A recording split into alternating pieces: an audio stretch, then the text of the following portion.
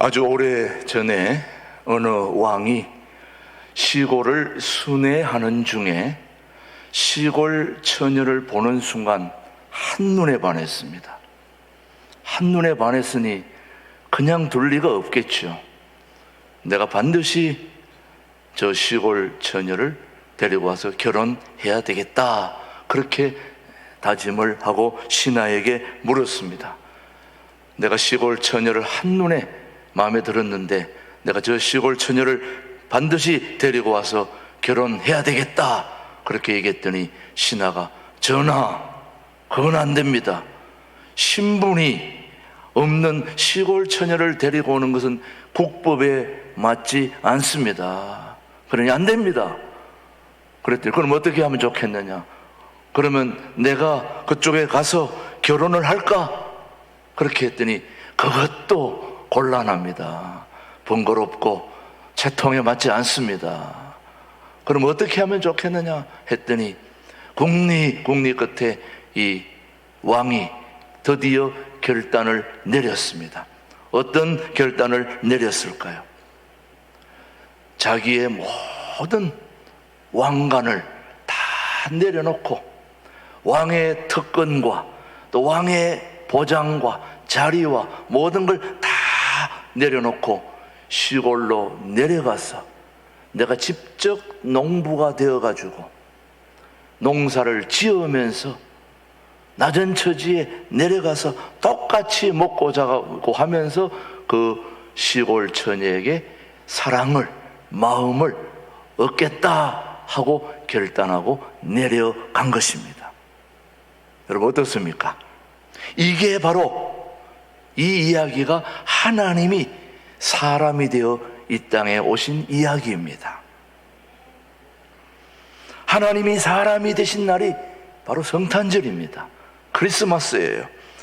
그래서 성탄절이 되기 전 4주간을 예수님이 오시는 기다림의 절기, 첫 번째, 두 번째, 세 번째, 네 번째, 예수님이 드디어 이 땅에 내려오신 성탄절이 되는 이 교회력의 절기를 바로 대강절 또는 대림절, 다 같은 말입니다. 지금 하나가 죽어가고 있는데 그래도 불은 켜져 있습니다. 한마디로 오늘날의 대강절의 의미에는 이미 그리스도가 오셨고 오시고 있고 다시 오실 것이라는 메시지가 모두 담겨 있는 것이 바로 대강절, 대림절의 소중한 뜻이 담겨 있습니다.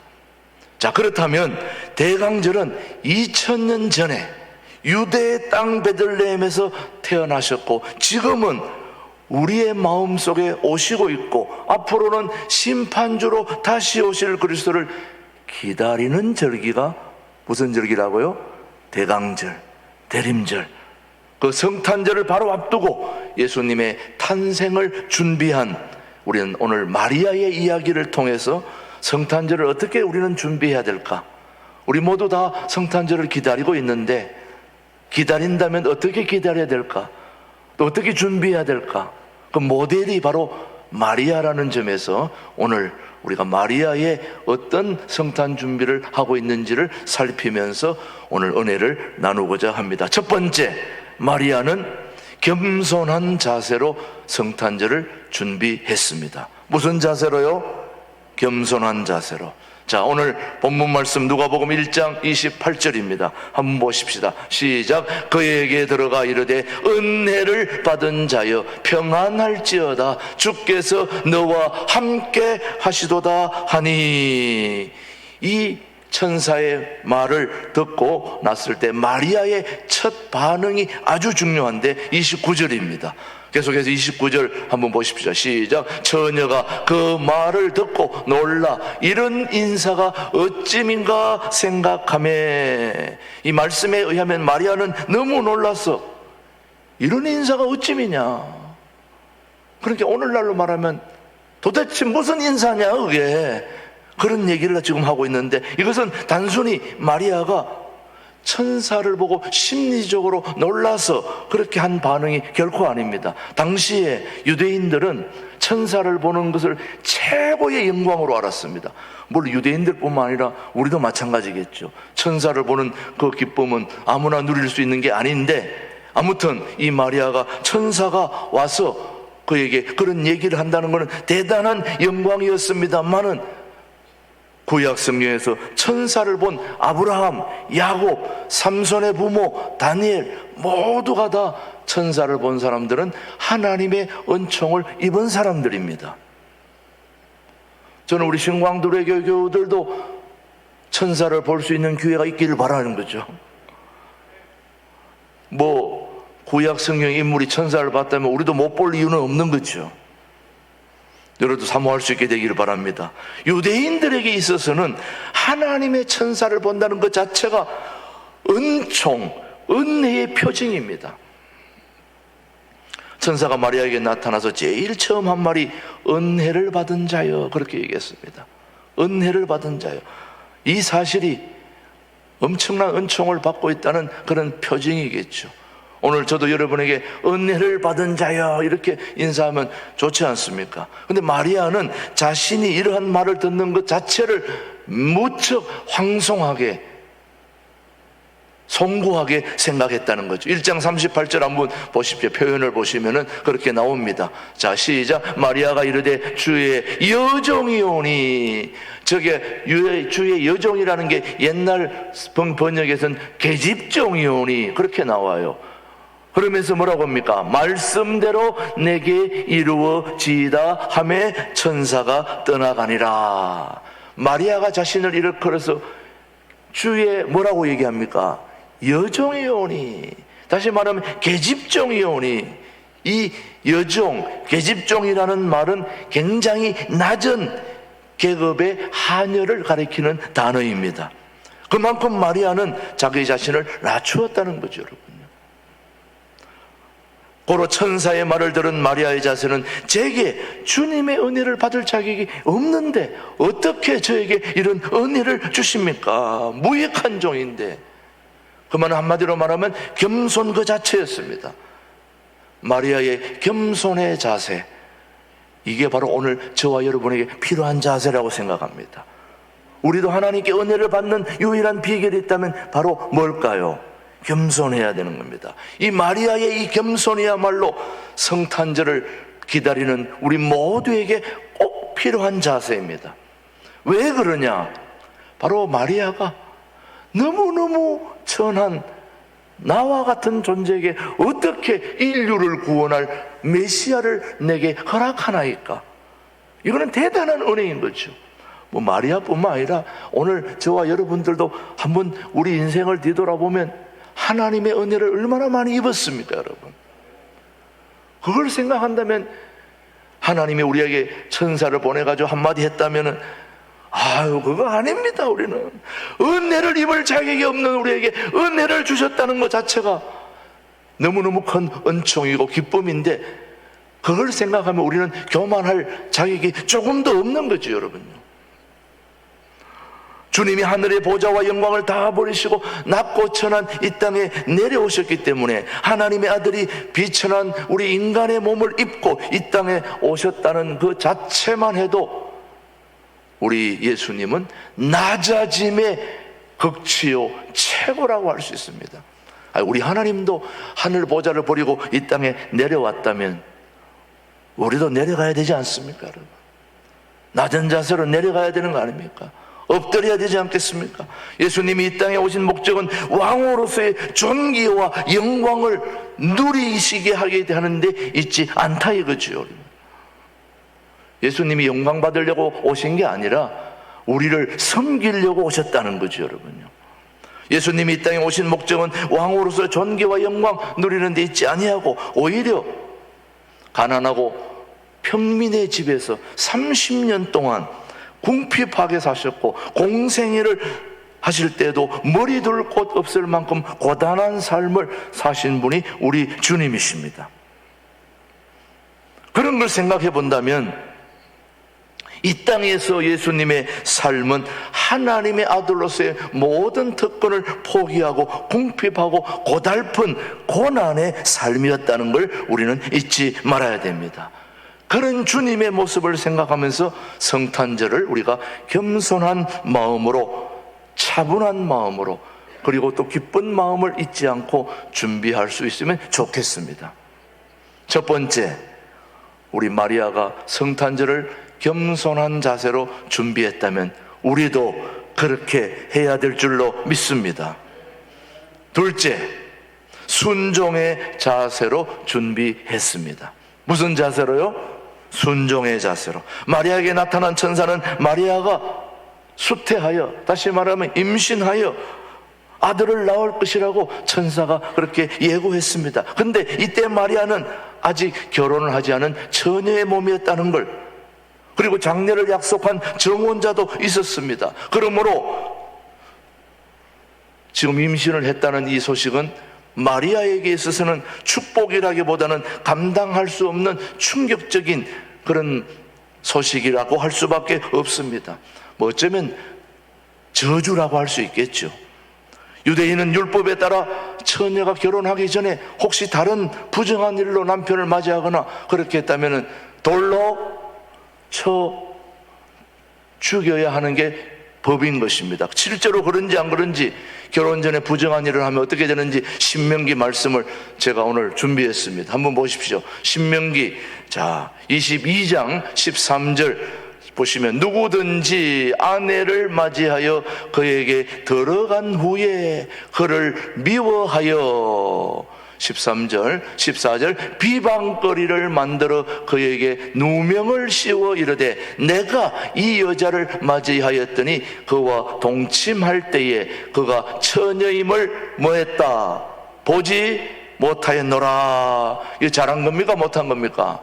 못한 거죠. 그럴 때 어떻게 해야 되는지 21절, 저기 유대인의 율법입니다. 시작. 그 처녀를 그의 아버지 집 문에서 끌어내고 그 성읍 사람들이 그를 돌로 쳐 죽일지니 이는 그가 그의 아버지 집에서 뭐라고 써놨어요? 창기의 행동을 하여 이스라엘 중에서 악을 행하였습니다. 너는 이와 같이 하여 너희 가운데서 악을 제할지니라. 잘못하면 저렇게 되는 거예요. 지금 그러면 마리아가 잘못했기 때문에 돌에 맞아야 될 그런 형편인데, 지금 천사의 수태고지 임신했다는 소식은 마리아에게는 사형 선고나 다름없는 겁니다. 율법의 이러한 규정을 마리아가 모를 리가 없는데, 잘 알고 있는 마리아로서는 아직 어린 처녀의 몸으로서 아이를 낳는다는 것은 꿈에도 상상할 수 없는 두렵고 떨리는 일이면 틀림이 없는 것입니다. 유대인들은 여자의 순결을 최고로 여기는 게 유태인의 정결법입니다. 그렇다면 유대 사회의 간섭 아래서 마리아가 혼자서 이 일을 감당한다는 것은 불가능에 가까운 일입니다. 그럼에도 불구하고 마리아는 어떻게 했느냐? 1장 38절. 자, 저게 중요합니다. 우리 1장 38절 시작. 마리아가 이르되 주의 여종이오니 뭐하대로? 말씀대로 내게 이루어지이다 하매 천사가 떠나가니라. 천사의 수태고지를 들은 마리아의 대답, 뭐대로 이루어지라고요? 말씀대로 이루어지라. 한마디로 말하면 그대로 순종을 했다는 거죠, 여러분. 그 당시 보통 여자들 같으면 어떻게 그런 일이 있을 수 있냐, 절대 있을 수 없는 왕방에 저항했을 것입니다. 그러나 마리아는 한마디의 반항이나 거절도 하지 않고 즉각적으로 순종했다는 겁니다. 오늘 아가씨의 몸에 임신을 했다고 그러면, 이런 얘기가 들리면 여러분들은 뭐라고 얘기하겠습니까? 교회 안 나올지도 몰라요, 다 아마. 여러분, 이것이 쉬울 것 같습니까? 오늘 우리 모두에게 수치를 당하고 죽으라고 그런다면 즉각적으로 수용할 수 있는 분이 과연 몇이나 될까? 저는 우리 신광두레 교인들이 이런 마리아의 상황 속에서 교회를 계속 나올 수 있는 분이 과연 몇이나 될지 저는 고민을 해봅니다. 자, 하나님의 요구에 변명 한마디 하는 자신이 있겠습니까, 여러분? 절대로 쉬운 점이 아닙니다. 오늘 여기서 우리가 알아야 될 중요한 사실은 마리아의 위대한 점은 자기 몸으로 예수님을 낳았다는 데 있지 않습니다. 마리아의 위대한 점은 자기 몸으로 예수님을 낳았다는 데 있는 게 아니라 죽음과도 같은 부르심에 온전히 순종한 그 순종의 마리아의 위대한 점이 있는 것입니다. 잘 생각해 보세요. 마리아가 왜 위대합니까? 자기 몸으로 예수님을 낳은 데 있는 것보다 더 죽음과 똑같은 그 사형 선고에도 불구하고 말씀대로 내가 순종하겠습니다, 말씀대로 이루어지이다 라고 순종한 그 순종이 바로 마리아의 위대한 점이라는 거죠. 바로 예수님의 모친이 된 것은 그 순종의 결과일 뿐인 것입니다. 오늘도 저와 여러분들이 도저히 순종할 수 없는 상황에 순종했다면 그 결과는 예수님을 낳는 것과 같은 영광과 기쁨이 있으리라 확신합니다. 사랑하는 교우 여러분, 우리가 성탄절을 맞이하며 특별히 이 마리아의 순종의 자세를 본받아야 하는 것은 하나님이 순종하는 자를 통하여 크신 역사를 이루어 가시기 때문인 것입니다. 저는 우리 신광두레교 교우들이 순종함으로 하나님이 주시는 은혜와 복을 누릴 수 있게 되기를 바라는 것입니다. 하나님은 불순종한 사울을 버리고 순종한 다윗을 통하여 이스라엘의 왕을 세우시고 이스라엘을 태평성대로 이루어 가신 일을 우리가 기억하고 있습니다. 이스라엘은 왕조 사울이 아닌 다윗의 계보를 통해서 이어지게 하셨습니다. 그리고 바로 이 다윗의 계보에서 역시 순종하는 마리아를 통하여 예수님을 태어나게 탄생하게 하셨다는 것은 순종의 역사를 이어가시면서 그곳을 통하여 우리의 메시아를 통하여 오늘 저와 여러분이 이 자리에 있다 이 말씀이죠. 오늘 저와 여러분이 이 자리에 은총을 받을 수 있는 축복은 바로 우리 믿음의 선배들이 사형 선고나 다름없음에도 불구하고 순종했기 때문에 오늘 저와 여러분들이 그 은혜를 입고 있다는 걸 잊지 말아야 됩니다.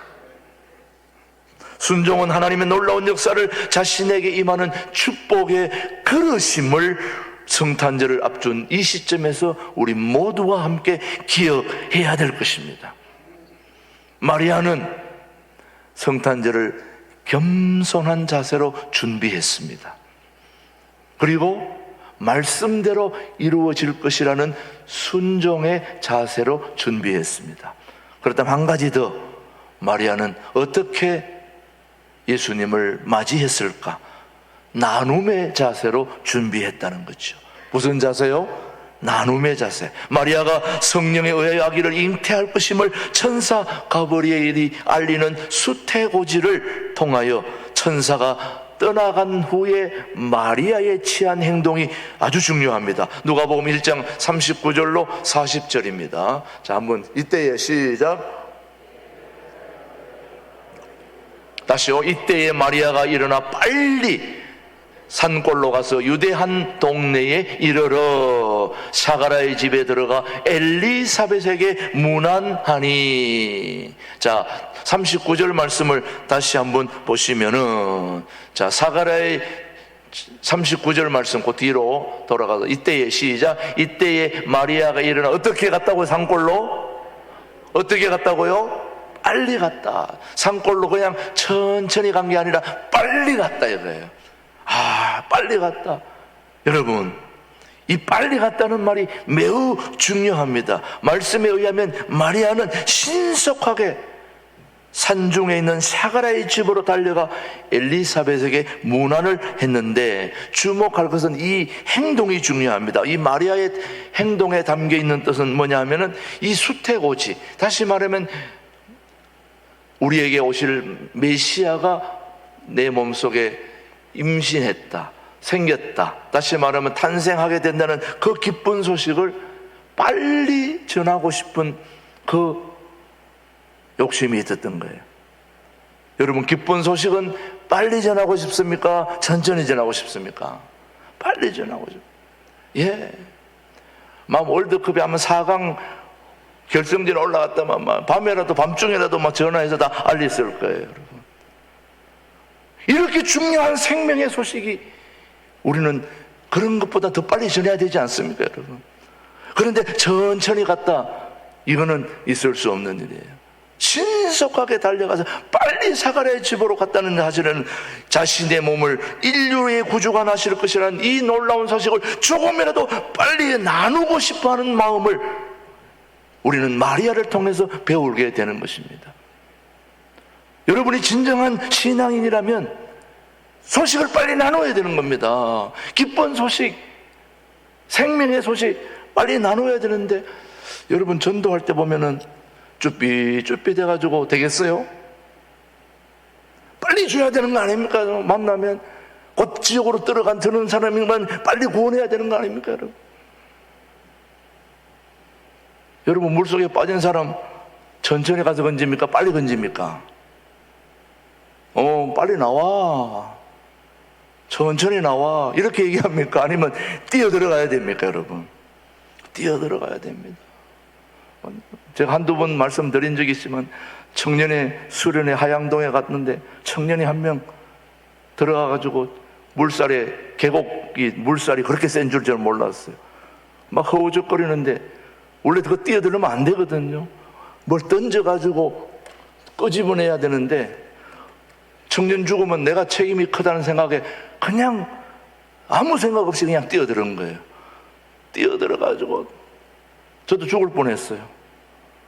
그 청년이 나를 얼마나 붙드는지 제가 그때 알았어요. 야, 아무리 쫓아도 떨어지질 않는 거예요. 그렇게 결사적으로 붙는 걸 보면, 야, 우리가 말씀을 그렇게 붙들면 뭐 역사가 일어나겠다 생각이 들더라고요. 야, 여러분들이 말씀을 좀 그렇게 붙들면 너무 좋겠어요. 목숨을 걸고 발로 주차고 때리고 하는데 안 떨어져요. 할 수 없이 내가 그 청년 머리를 끄댕이를 쥐고 바닥으로 내려가서 바닥을 끌으면서 나왔어. 나중에 손이 다 까졌더라고 보니까. 하도 안 떨어지니까 어떻게. 수영 여러분 웬만큼 해가지고 데려오기 쉽지 않습니다. 꽉 붙으면은. 저는 그때, 야, 붙들을 거는 주님은, 하나님을 이렇게만 붙들면 끝이 날 텐데. 기쁜 소식은 빨리 나눠야 되는 거예요. 빨리 전해야 되는 거예요. 근데 우리는 그렇게 하지 않잖아요. 지금 인류의 구세주가 내 몸에 태어났기 때문에 이 엄청난 기쁨을 마리아가 빨리 엄청나게 뛰어가서 전했다는 사실. 기쁨을 나누면 배가 되고 슬픔은 나누면 반이 된다는 말이, 기쁨은 나누면 배가 되는 거예요. 나누면.